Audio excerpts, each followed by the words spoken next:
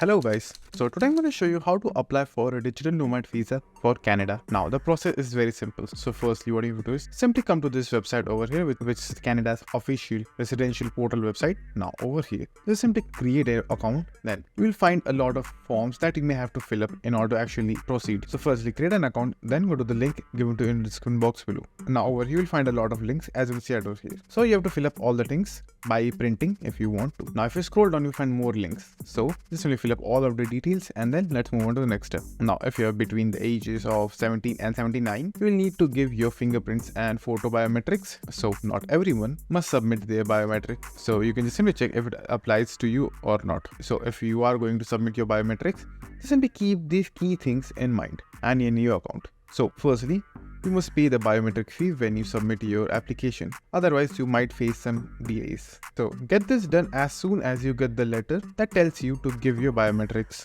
and you have 30 days to complete the form on the letter. Now in the payment part, the application will cost around $2,140. So most of the costs will be included in the forms. So the fee structure is something like this. Processing fee for you and anyone include on that application. So you can just simply go ahead and check that over here, and if there are any third-party fees, that will be also included. And in the end, before you click on submit application, make sure you have answered all questions and you've also completed the electronically signed application. So include all of your processing fee receipts as well and upload all of the supporting documents which I mentioned earlier. So after you do all of that, your digital nomad visa will be ready. So that's it, and thank you for watching, and do like, subscribe to our channel, and take care.